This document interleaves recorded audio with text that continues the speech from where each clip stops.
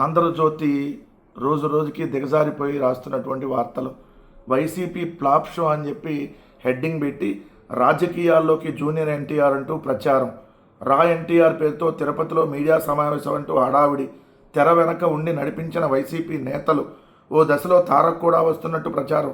కూటమిలో చిచ్చు, అస్థిరతే లక్ష్యం, అస్థిరతే అసలు లక్ష్యం.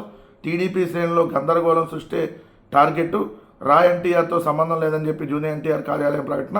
దీంతో షాక్ అయిన వైసీపీ నేతలని హెడ్డింగ్ పెట్టారు. నేను కొద్దిగా మీకు బుద్ధి జ్ఞానం ఏమైనా ఉందా అని అడుగుతా ఉన్నా. అసలు ఎక్కడ ఏం జరిగినా దాన్ని వైఎస్ఆర్ కాంగ్రెస్ పార్టీకి అంటగట్టడానికి కొద్దిగా కూడా మీకు ఉండదా? ఎంతకంటే దిగజారాలని ప్రతిసారి దిగజారిపోతూ ఈ ఆంధ్రజ్యోతి, ఈనాడు రాస్తున్నటువంటి వార్తలు. జూనియర్ ఎన్టీఆర్ గారి అభిమానులు ఏదో అక్కడ హడావిడి చేసుకుంటేనో ఏదో వాళ్ళు ప్రకటన చేస్తేనే దానికి వైఎస్ఆర్ కాంగ్రెస్ పార్టీకి ఏం సంబంధం? ఇంకా నయం పక్కన కూడా ఆల్రెడీ ప్రచారం జరిగింది కదా, ఏదైతే బన్నీ పుష్ప మన అల్లు అర్జున్ ఆయన కూడా రాజకీయాల్లోకి వస్తున్నాడని చెప్పి అక్కడ కూడా మేమే ప్రచారం చేయించేసామా? అక్కడ కూడా కాంగ్రెస్ పార్టీని అస్థిరపరచేయడానికి మేమే ప్రచారం చేశామని చెప్పి కూడా రేపొద్దున వార్తలు రాస్తారు మీరు. ఎందుకంటే ఈ ప్రపంచంలో ఏం జరిగినా వైఎస్ఆర్ కాంగ్రెస్ పార్టీకి అంటగట్టాలి.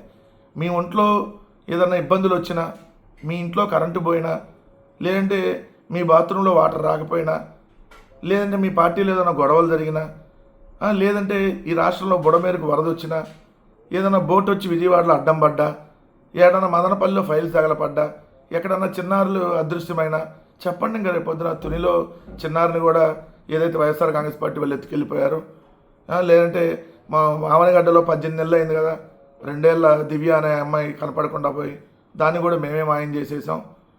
ఇంకా నయం విశాఖపట్నంలో కూడా ఆ మత్స్యకారులని ఏదైతే లోపల బోట్ను కూడా మేమే తిరగబడేటట్టు చేశాము.